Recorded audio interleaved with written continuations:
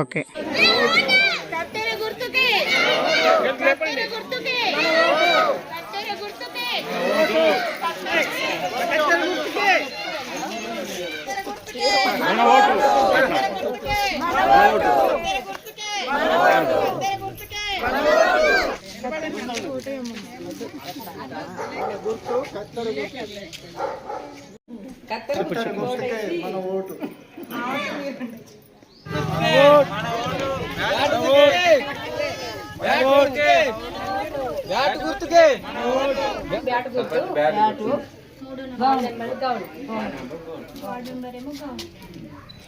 మా దేశపేట గ్రామం గతంలో 5 సంవత్సరాలు సర్పంచ్గా చేశాను. పోచారం సరసర అండదండలతో వారి అండదండలతో గ్రామాన్ని అభివృద్ధి చేశాము.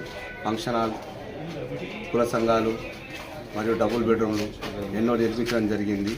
మోర్లు, రోడ్లు గ్రామాన్ని అభివృద్ధి చేసుకోవడం జరిగింది. సార్ గారి అండదండలతో గ్రామాన్ని అభివృద్ధి చేసుకుంది.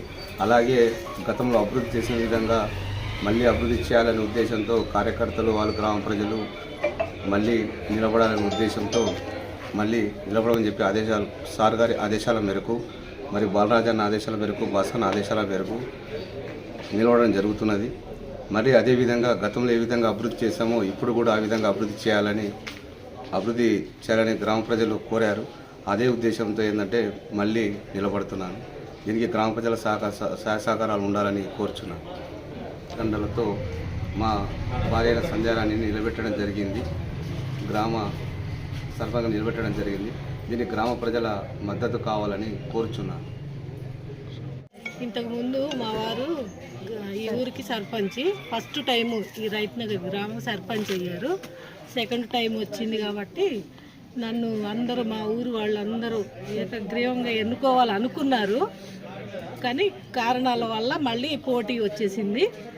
నుంచున్నాము, ప్రచారం చేస్తున్నాము. భారీ మెజార్టీతో నన్ను గెలిపిస్తామని మా ప్రజలందరూ, నా గ్రామ ప్రజలందరూ, సోదరిమణులు, అన్నదమ్ములు అందరూ కలిసి నన్ను భారీ మెజార్టీతో గెలిపిస్తున్నారు. సపోర్ట్ చేస్తూ నా ఎమ్మటే ఉన్నారు.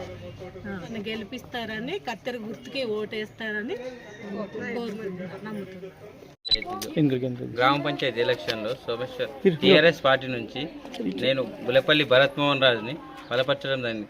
సోమేశ్వర్ గ్రామ ప్రజలందరూ అభివృద్ధి కోరుకుంటున్నారు కాబట్టి అందరూ కలిసి బ్యాట్ గుర్తుకి ఓటేసి నన్ను సర్పంచ్గా గెలిపించాలని కోరుకుంటున్నాం.